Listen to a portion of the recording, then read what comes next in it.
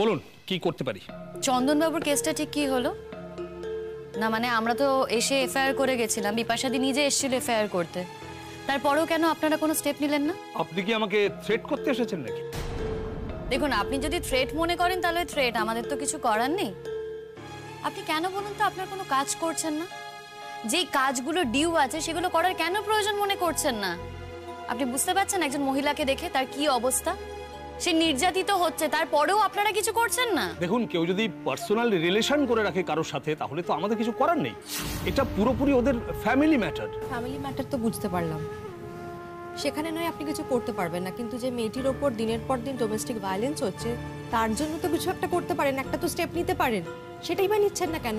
বুঝতে পারছেন না যে ও একটা মেন্টাল ট্রমার মধ্যে দিয়ে যাচ্ছে? सर आप लोगों को तो सब कुछ साफ साफ पता है, फिर भी আপনারা कुछ भी করছেন না, লোকাল থানা से কোনো স্টেপই নিচ্ছে না আর জানবুঝ के আপনারা ইগনোর করছেন। স্যার কত টাকা দিয়েছে আমার হাজবেন্ড আপনাদেরকে বলুন তো? দেখুন, আপনি থানায় বসে আছেন আর আমি ইউনিফর্ম পরে আছি। আপনি কিন্তু অত্যন্ত বাজে কথা বলছেন। আপনি যদি কিছু না করেন তাহলে কিন্তু আমাদের হায়ার অথরিটির কাছেই যেতে হবে। কি তখন থেকে হায়ার অথরিটি করছেন? শুনুন, আমাকে হায়ার অথরিটির ভয় দেখাবেন না। যান যান যান যান, আপনার যেখানে ইচ্ছে যান, যাকে খুশি যা ইচ্ছে বলুন, কিন্তু আমি আপনাদের ফ্যামিলি ম্যাটারের মধ্যে ঢুকতে পারবো না। এই যে আপনার স্বামী বিয়ে করেছেন, একটা বাচ্চা আছে, অনেক দিনের কেস এটা, আর আপনি হঠাৎ করে এখন জানতে পারলেন, এরকম তো হতে পারে না। আমার তো মনে হয় আপনি আগেই জানতেন কিন্তু গুরুত্ব দেননি। এখন আপনার স্বার্থে ঘা লেগেছে তাই আপনি এই সমস্ত কথা বলছেন। আপনি দায়িত্ব নিয়ে বলছেন তো কথাগুলো? হ্যাঁ, দায়িত্ব নিয়েই কথাগুলো বলছি। আর এখন আপনারা আমাকে থ্রেট করছেন, আমি যদি স্টেপ না নিই তাহলে আপনারা আমাকে দেখে নেবেন। স্যার, আপনাকে থ্রেট করা হচ্ছে না, কিন্তু আপনি যদি মনে করেন এই থ্রেট শব্দটা প্রয়োগ করলে আপনার যদি ভালো লাগে, আপনি যদি মনে করেন আপনাকে থ্রেট করা হচ্ছে তাহলে করা হচ্ছে। আমরা কি করব বলুন তো? মানে আপনি যদি আপনার কাজ না করেন আমাদের তো হায়ার অথরিটির কাছে যেতে হবে, তা না হলে আমরা কি করব আপনি বলুন? একটা মেয়ের জীবনে না দুর্যোগ ঘটে গেছে, চোখের সামনে দেখতে পাচ্ছি স্যার, ও নির্যাতিত হচ্ছে। হঠাৎ করে ওনার স্বামী একজন মহিলাকে নিয়ে এসেছে, বাচ্চাকে নিয়ে এসেছে, সেসব চোখের সামনে দেখার পরও আমরা সবাই হাত পা গুটিয়ে বসে থাকবো কেন স্যার? অন্যায় হচ্ছে তো, আর এই অন্যায়টাকে আপনারা প্রমোট করছেন। আপনারা প্রমোট করছেন বলে আমরা কিন্তু সেটাকে প্রমোট করব না, আমরা প্রতিবাদ করব। আপনারা তো কিছু করছেন না। আমরা যদি সেই অন্যায়কে প্রতিবাদ করি তখন আপনারা বলছেন যে আমরা অন্যায় করছি, আমাদের দোষ, আমরা আপনাদের থ্রেট করছি। শুনুন, একটা কথা বলি, আপনি তো আমাদেরকে একেবারেই চেনেন না তা তো নয়। আমরা এর আগেও বহুবার এসেছি, আমাদের বিভিন্ন সমস্যার মুখোমুখি হয়ে। আপনি তো চেনেন আমাদের, সবটাই জানেন। এত বছর ধরে যে চন্দন আমার সঙ্গেই থাকতো সেটাও আপনি জানেন। হঠাৎ করে বাইরে থেকে কোনো এক মহিলাকে ওর তুলে নিয়ে চলে এলো, আর বাড়িতে আমার থাকার জায়গা হবে না, সেটা তো হতে পারে না। এটা কি আমার স্বামী, তো আমার লিগ্যাল হাজবেন্ড, উনি কি আমার সঙ্গে এটা করতে পারেন বলুন তো? না, এটা উনি করতে পারেন না। ঠিক আছে, আমি চন্দন বাবুকে ডেকে কথা বলে নেব। ডেকে কথা বলে নেবেন বলছেন স্যার? এতদিন ডেকে কথা বলেননি কেন? আমরা তো কবে এফআইআর করে গেছে, আপনার তো ডাকা উচিত ছিল। আপনি আপনার সময় মতো ওকে ডাকবেন ভাবছেন। দেখুন, একটা কথা পরিষ্কার বলছি, আপনি যদি মুভ না করেন আমরা কিন্তু ধর্নায় বসবো। আপনি কি আমাকে ভয় দেখাচ্ছেন? কি ধর্নায় বসবেন? হ্যাঁ, শুনুন, আগের ডিএম এর সঙ্গে আপনার চেনা জানা ছিল, কিন্তু সেই ডিএম এখন আর নেই। ও আচ্ছা আচ্ছা, সেই কারণেই আপনি এত বাড়াবাড়ি করছেন। Mind your language. অনেকক্ষণ ধরে ভদ্রভাবে কথা বলছি, আর কিন্তু ভদ্রভাবে কথা বলতে পারবো না স্যার। আপনারা কি ভাবছেন বলুন তো? হ্যাঁ, বিপাশাদি ইনসিকিউর ফিল করছে, ওর মনে হচ্ছে যখন তখন ওকে কেউ মেরে ফেলতে পারে। কি করছেন আপনারা ওর জন্য? ওকে কি প্রোটেকশন দেবেন? সত্যি তো, আমরা তো এমনি এমনি আসিনি, আমরা তো ওর জন্য রিড্রেসালের জন্যই এসেছি। আচ্ছা, আমি কি সুরক্ষা দেবো বলুন তো? আমি কি এখন বাড়িতে পুলিশ পোস্টিং করব? সেটা তো আপনার জানার কথা। আপনি নিজে পোস্টিং এ থাকবেন নাকি অন্য কাউকে পোস্টিং এ দেবেন, এটা তো আপনার কাজ, আপনি ঠিক করবেন। আপনি কাকে কি বলছেন বুঝতে পারছেন? আমি কিন্তু এই থানার ওসি, আর আপনি আমাকেই বলছেন। দেখুন স্যার, আমরা কিছুই বলছি না, আপনি থানার ইনচার্জ, এবার আপনি ঠিক করবেন আপনি কি করবেন। একজন নাগরিক ইনসিকিউরিটিতে ভুগছে, তাই লোকাল থানা হিসেবে আপনার ঠিক কি করা উচিত সেটা আপনি ডিসাইড করুন। একটা রাত আমি ঘুমোতে পারছি না, আমার সবসময় মনে হচ্ছে ওরা আমাকে মেরে ফেলবে। আচ্ছা, আপনি তো অনেকগুলো বছর ওনার সঙ্গে আছেন, এতদিন কিছু মনে হয়নি? মানে আপনি তো ওনার সঙ্গে ঘুরেও বেড়াতেন বিভিন্ন জায়গায়, তো এখন হঠাৎ কেন মনে হচ্ছে যে ওরা আপনাকে মেরে ফেলতে পারে? এইসব বাড়াবাড়ি না? आपको कैसे पता सर?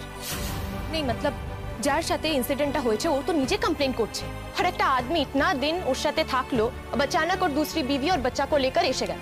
ये आपको ज्यादा नहीं लग रहा है सर? আচ্ছা, আপনি তো কোনো কাজ টাজ করেন না।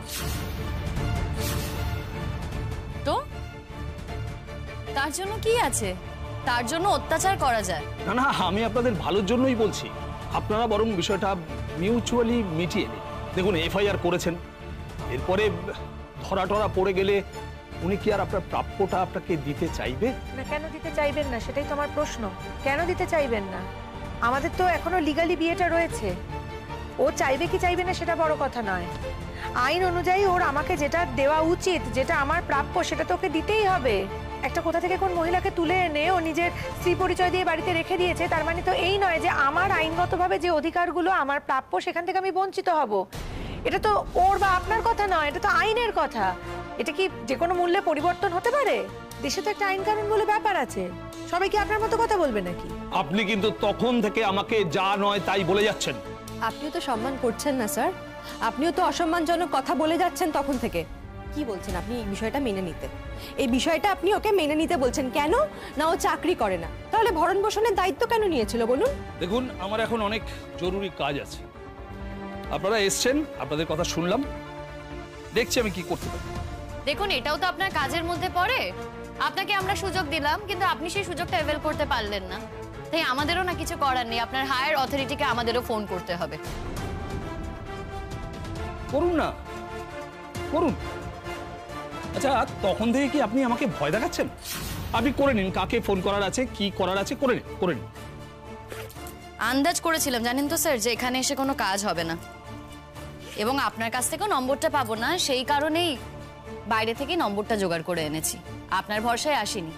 এসপি স্যারের নাম্বার আমার কাছে আছে এবং আমি ফোনটা করছি।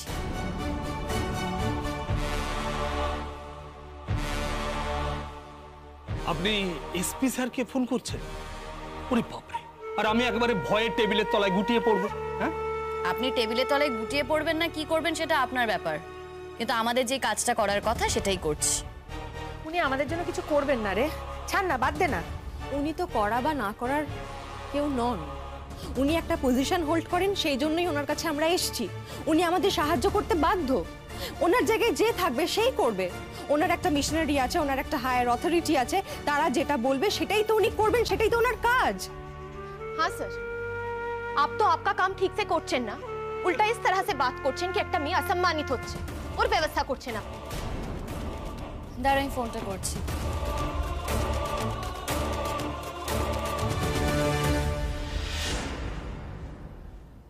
Hello. হ্যালো, নমস্কার স্যার, আমার নাম Shimul Banerjee. Yes. What can I help you with? Sir, আমরা লোকাল থানায় এসেছিলাম, এখানে জাস্টিস না পেয়ে আপনাকে ফোন করেছি। আমরা শ্রীরামপুরে থাকি, চণ্ডীতলা। আসলে স্যার, আমার দিদি বিপাশা মিত্র, 12-13 বছরে বিবাহিত জীবন, কিন্তু হঠাৎ করে একদিন ওনার হাজবেন্ড আরেকটি বউ এবং বাচ্চাকে নিয়ে বাড়িতে চলে আসে। কাউকে কোনো কিছু জানায়নি এই বিয়ের ব্যাপারে, এবং এখন আমার এই দিদিকে বলা হয় বাড়ি ছেড়ে চলে যাওয়ার জন্য। আমরা আপনাদের লোকাল থানায় এফআইআর করেছি, কিন্তু তাও কোনো স্টেপ নেওয়া হয়নি। উল্টে আমার দিদিকে বলা হচ্ছে যাতে সবকিছু মানিয়ে চলে। দেখুন, কেসটা কি অবস্থায় সেই বিষয়ে তো আমি কিছু জানি না। সেটা জানতে হলে আমাকে লোকাল থানা ওসির সাথে একবার ডিটেলসে কথা বলতে হবে, কারণ ফোনের উপরে আপনি যা বলছেন সেটাতে আমি স্পষ্ট করে কিছু বুঝতে পারছি না। আপনি একটা কাজ করুন, আপনি চাইলে আমার অফিসে চলে আসতে পারেন, সামনাসামনি বসে কথা হয়ে যাবে। হ্যাঁ স্যার, বলছি আপনি কবে সময় দেবেন সেটা যদি একটু বলেন। কাল আসুন। জেনারেলি আমি অফিসে 2টোর পর বসি, সকালে রাউন্ড টাউন থাকে। কাল 3টে নাগাদ চলে আসুন। আপনি এসপির অফিস কোথায় জানেন তো? হ্যাঁ হ্যাঁ, জানি, চিনি আমরা। চলে আসবো স্যার, একদম 3টের সময় চলে আসবো। ঠিক আছে। বাই দ্য ওয়ে, ভিকটিম কে বললেন আপনি? আমার দিদি বিপাশা মিত্র। ওকে, ঠিক আছে, ওনাকে নিয়ে চলে আসুন, সামনাসামনি কথা হয়ে যাবে। Thank you sir. ওনার অফিসে কালকেই যেতে বলেছেন। দেখুন, আপনাদের একার কথাতে তো কিছু হবে না। উনি বললেন, আমারও তো কিছু বলার আছে। হ্যালো, আমি এসপি স্যার বলছি।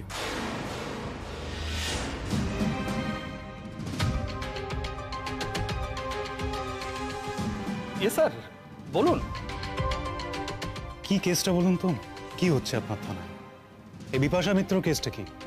কিছু না স্যার, একদম ফ্যামিলি ম্যাটার। ওনাদের অনেক দিনের বিবাহিত সম্পর্ক, তার মধ্যে ছেলেটা বোধহয় কারোর সঙ্গে অ্যাফেয়ার করেছে, একটা বাচ্চাও আছে, বাড়িতে নিয়ে এসছে। আমি গিয়েছিলাম, অফিসিয়াল ভিজিট করেছি। এখন স্যার ওনারা বলছেন স্টেপ নিতে। স্যার স্টেপ নিতে গেলে তো আমার হাতে উপযুক্ত প্রমাণ থাকতে হবে স্যার।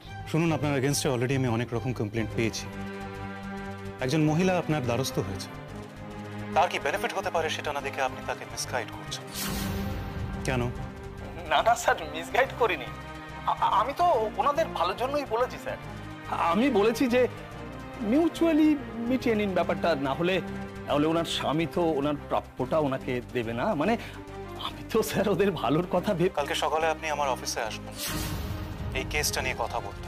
আর শুনুন, আপনার এগেনস্টে আমি অনেক রকম কমপ্লেন্ট পেয়েছি, আর এরকম কমপ্লেন্ট যেন না আসে।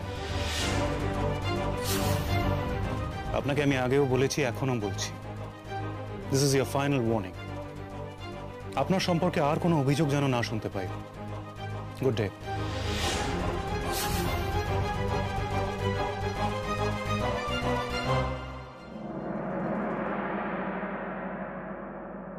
কি হলো? সকাল থেকে যদি তুমি রান্নাঘরটা জুড়ে রান্না করো, আমি রান্নাটা কোথায় করব? তা কি করব বলো? তুমি তো আর আমার রান্নাটা করে দেবে না, তাই আমার খাবারের ব্যবস্থাটা আমাকেই করতে হবে। তুমি ভাবলে কি করে আমি তোমার জন্য রান্না করব? তুমি বা ভাবলে কি করে আমি সারা দিন সারা রাত না খেয়ে দিয়ে বসে থাকবো? একটা লোক রোজগার করছে আর সবাই মিলে বসে বসে খাচ্ছে। ঠিকই তো, একটা লোক রোজগার করছে আর সবাই মিলে বসে বসে খাচ্ছে, সেটা তো কথা ছিল না ভাই। ওই লোকটার রোজগারে আমি, আমার শাশুড়ি আর উনি তিনজনে খেতাম। মাঝখান থেকে তুমি তোমার বাচ্চা নিয়ে উড়ে এসে জুড়ে বসলে। দুটো মানুষের চাপটা তো কম কথা নয় না। কিন্তু তুমি যখন এতটা ফিল করছো, তুমি একটা কাজ করতে পারো, কিন্তু একটু রোজগার করে নিজের স্বামীর পাশে দাঁড়ানোর চেষ্টা করতে পারো। এই যে শুনছো, শুনতে পাচ্ছ কি বলছে? আমি রোজগার করব, টাকা ইনকাম করে আনবো, আর ও বসে বসে খাবে। এবার কি? কোথায় আমি বললাম যে আমি বসে বসে খাবো? তা তো আমি একবারও বলিনি। চাইলে আমি রোজগার করতেই পারি, এমন কিছু বড় ব্যাপার নয়, কিন্তু আমার ভরণ পোষণের দায়িত্বটা তো ওরই নেওয়ার কথা। এটা আমার অধিকারের জায়গা, আমি কেনই বা ছাড়তে যাবো বলো দেখি? ও, তোমার অধিকার আছে আর আমার নেই? হ্যাঁ, থাকতো। যদি দুটো বিয়ে এই সমাজে স্বীকৃত হতো তাহলে নিশ্চয়ই থাকতো। সেটা তো স্বীকৃত নয়, কি করে বলি বলো? যদি দুটো বিয়ে স্বীকৃত হতো তাহলে আমি জোর গলায় বলতাম যে তোমারও ভরণ পোষণের দায়িত্বটা ওরই নেওয়ার কথা। বলতে পারছি না গো। বলো বৌমা, কি করতে হবে বলো। কোন বৌমাকে বলছো একটু মেনশন করে বলো এখন। আচ্ছা, তুমি কি চাও বলো তো? হ্যাঁ, সকালবেলা উঠেই রান্নাঘরে ঢুকে পড়েছো, রান্না করতে শুরু করেছো, ছেলেটা তো খেয়ে বেরোবে নাকি? ও শান্তি করতে চায়, এই সংসারে যেন শান্তি না চায় সেটা চায়। কবে থেকে বলছি বাড়ি থেকে বেরিয়ে যেতে, যাবেও না। এটা সে কি গো, তুমি যে কদিন আগে আমাকে বললে তুমি নাকি আমাকে প্রাণের থেকে বেশি ভালোবাসো, আমাকে ছাড়া নাকি তোমার চলবেই না, আমি তোমাকে ভুল বুঝছি, তুমি দুঃখে জর্জরিত হয়ে গেছিলে, আর দুদিনের মধ্যে পাল্টি খেয়ে গেলে। কত মিথ্যে কথা, কত ভুলভাল কথা আমাকে বললে। হ্যাঁ, তুমি নাকি তোমার বন্ধুর বউকে হেল্প করতে গেছিলে। কি ভাবছো? তুমি কি ভাবছো যে এই কথাগুলো আমি রেকর্ড করিনি? আচ্ছা, আমি যে রেকর্ড করিনি এটা কি করে এত কনফার্ম হয়ে বলতে পারছো? পাড়ার ওই মেয়েগুলোর সাথে মিশে সব শিখেছো তুমি? হ্যাঁ, বাহ। শোনো, এইসব অনেক কারণ, বুঝলে, অনেক কারণ জমে জমে, সেই কারণে আমি তোমাকে ছাড়তে। খবরদার, আর একটা কথাও তুমি বলবে না। যথেষ্ট অসভ্যতা করেছো। তোমার এই অসভ্যতার জন্য আমরা কত দূর যাচ্ছি সেটা বোধহয় তুমি জানো না। আর সেই তো, আমার সংসারটা নষ্ট না করলে তো তোমার চলবে না। বটেই তো, অবশ্যই। আমার সংসারটা নষ্ট করার সময় তো তুমি ভাবোনি, তোমার সংসার নষ্ট করার আগে তো তুমি আমার সংসার নষ্ট করেছো। সেবেলা কিছু মনে হয়নি? দেখো বৌমা, রোজ রোজ সকালবেলায় অশান্তি আমার আর ভালো লাগছে না। কি করবে বলো মা? তোমার ছেলে অশান্তি করার মতো কাজ করেছে তাই রোজ রোজ বাড়িতে অশান্তি হচ্ছে।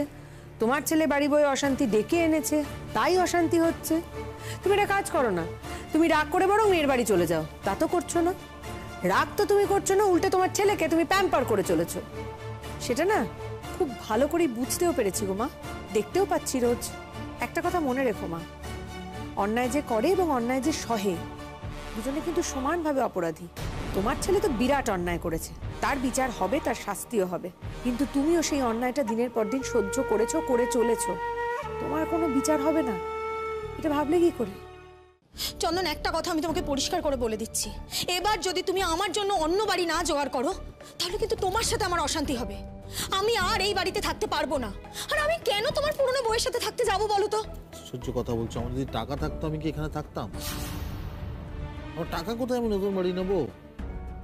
দেখো, এটা আমার মায়ের বাড়ি, মায়ের বাড়িতে আমরা আছি। মা তার বাড়িতে যাকে যাকে থাকতে দেবেন বলে মনে করেছেন তারা তারা এই বাড়িতে আছে। মা যখন সেখানে দাঁড়িয়ে পরিষ্কার করে বলছে মা তোমাকেই চায়, তখন একটা মানুষের মিনিমাম মান সম্মান লাজ লজ্জা থাকলে তার তো এই বাড়ি থেকে নিজেই চলে যাওয়া উচিত। নেই গো, আমার মিনিমাম মান সম্মান বোধ নেই। আমার মান সম্মান বোধ এতটাও নেই যে তোমার মা বললেন বলেই আমাকে শ্বশুর করে শ্বশুরবাড়ি ছেড়ে চলে যেতে হবে। আমার অধিকারটার কি হবে তাহলে? আজকে আমরা এসপি স্যারের কাছে যাচ্ছি। যদি এসপি স্যার বলেন যে আপনি এ বাড়ি ছেড়ে চলে যান, যাব। উনি না বলা অব্দি আমি যাব। স্যার আমাকে শান্তি দেবে না, তাই তো? আমারই পয়সায় খাচ্ছ, আমারই বাড়িতে থাকছো। আর দেখেছো মা, দেখেছো? সত্যি বৌমা, তোমাকে কি বলি বলো তো? তুমি আমার ছেলেটারই সর্বনাশ করতে চাইছো। যদি মন থেকে কেউ কারোর সঙ্গে থাকতে না চায় তাহলে জোর করে কি কেউ থাকতে পারে? থাক মা, প্লিজ। আর মনের কথা তুমি বলো না। মন কি চাইছে সেটা আমি ভাবতেই ভুলে গেছি। এতদিন তো জানতাম, মন থেকেই জানতাম যে তোমার ছেলে আমাকে ভালোবাসে, আমার সাথেই থাকে। আবার আজ এই একই কথা মন থেকেই জানি যে না, থাকে না। তোমার ছেলে আমার সঙ্গে থাকে না, থাকতে চায়ও না, আমাকে ভালোবাসে না। মনের কথা আর জিজ্ঞেস করো না। আর মনের কথা বুঝতে পারলেও আমি যে বাড়ি ছেড়ে চলে যাব তোমাদের সবাইকে, এই বাড়িটা ছেড়ে দিয়ে, এই গ্যারান্টি কি করে আমি দিই বলো তো? এই গ্যারান্টি আমি দিতে পারবো না। আমারও তো একটা ভবিষ্যৎ বলে বস্তু আছে, সেটার কথা তোমাকে ভাবতে হবে। শুধুমাত্র তোমার ছেলের ভবিষ্যতের কথা ভাবলে তো হবে না। তুমি ভাবতে পারো, আমাকেও তো আমারটা ভাবতে হবে। কিছু মনে করো না, আমি আমার ভবিষ্যৎ সুনিশ্চিত না করে তোমার ছেলের ভবিষ্যতের কথা ভাবতে পারবো না।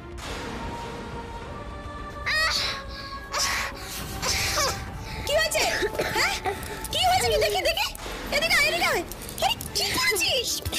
হ্যাঁ, কি করেছিস? ওকে মারছো কেন? দেখি নিশ্চয়ই কোনো কষ্ট হচ্ছে, চোখে জল বেরিয়ে গেছে। দেখো, আরে আমার বাচ্চাকে আমি মারবো না কি করবো তাতে তোমার কি দরকার? আমার উপর রাগ করে বাচ্চাটাকে কষ্ট দিও না। ওর নিশ্চয়ই গলায় কিছু ঢুকেছে, দেখো কষ্ট হচ্ছে ভীষণ। খুব দরদ না তোমার? হ্যাঁ সত্যি দরদ। চোখের সামনে একটা এইটুকু বাচ্চাকে কষ্ট দিতে দেখছি তো, তাই দরদ। কি রে মা, কি করেছিসটা? কি কি খেয়েছিস বল না। আরে বাবা, মেয়েটার পিঠে চাপড় মারো না। গলায় যদি কিছু ঢুকে থাকে বেরিয়ে যাবে, চাপড় মারো। কি হলো? কি সর্বনাশ! ঈশ্বর, দেখো দেখো আমার মেয়েটার কি হলো কে জানে।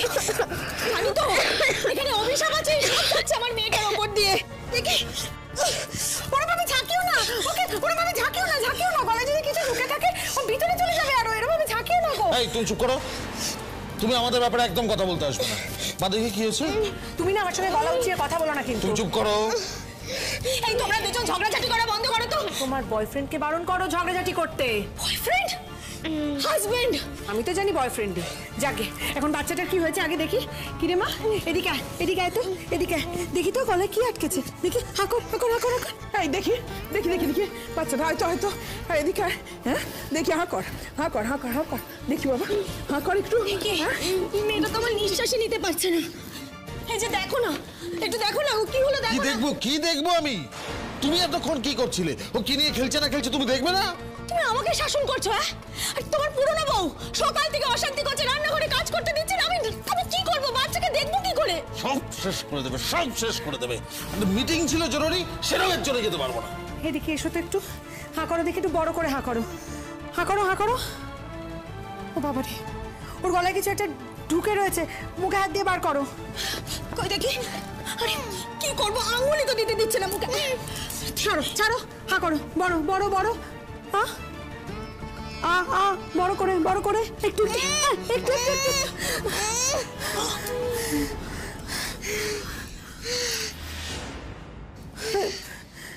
এই ছোট বলটা বোধহয় খেলতে খেলতে গলায় ঢুকিয়ে ফেলেছিল।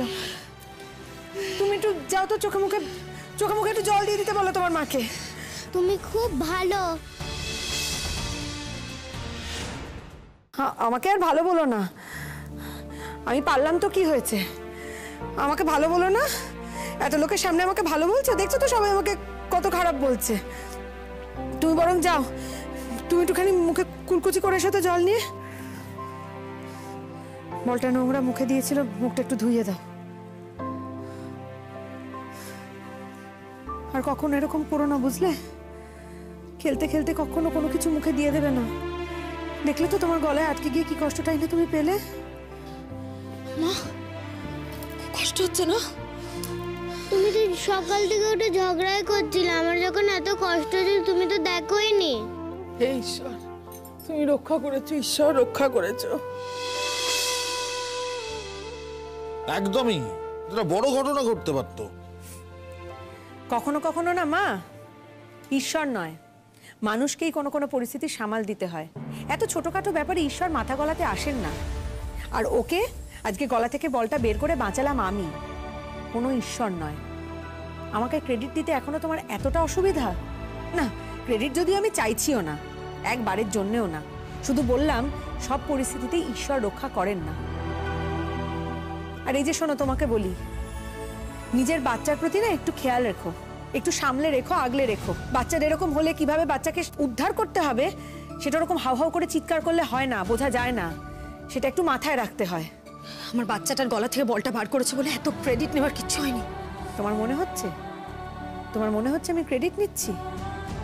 না মধুরিমা, আমি ক্রেডিট নিচ্ছি না, নিতে চাইও না। শুধু বাচ্চাটাকে একটু রিলিফ দিতে পেরেছি, এই যা। তুমি যে সম্পর্কটার হাত ধরে চলে এসেছো না বাচ্চা নিয়ে এ বাড়িতে, সেই সম্পর্কটা তোমার থাকবে না মধুরিমা, থাকতে পারে না। যদি থাকার হতো তাহলে আমার সংসারটাও টিকেই যেত, আমার সম্পর্কটা বেঁচে থাকতো, এভাবে শেষ হয়ে যেত না। প্রথমে তো তুমি অনেক বিদ্রোহ করেছিলে, তারপরে নিজের স্বার্থেই সমস্ত বিদ্রোহ তোমার জীবন থেকে চলে গেছে। তুমি একটা কথা মাথায় রেখো মধুরিমা, বাচ্চাটাকে এত অবহেলা করো না। না আমি থাকবো তোমার জীবনে, না যাকে তুমি আজ স্বামী বলে পরিচয় দিতে চাইছো, না সে থাকবে তোমার জীবনে। থেকে যাবে তোমার সন্তান, আর এই সন্তান ভবিষ্যতে তোমাকে 1000 গুণ ফেরত দেবে। তুমি মিলিয়ে নিও আমার কথা। এই কথাটা যদি মন থেকে তুমি বিশ্বাস করতে পারো, তাহলে দিনের পর দিন অন্তত একটা মিথ্যের দোহাই দিয়ে আমার সঙ্গে এই অসম লড়াইটাতে তুমি যাবে না, যেতে পারো না। আর একটা কথা বলি, আজকে আমার জীবনে যা ঘটেছে মধুরিমা, সেটা যে ভবিষ্যতে তোমার জীবনে ঘটবে না, এ কথা কিন্তু তুমি হলপ করে বলতে পারো না।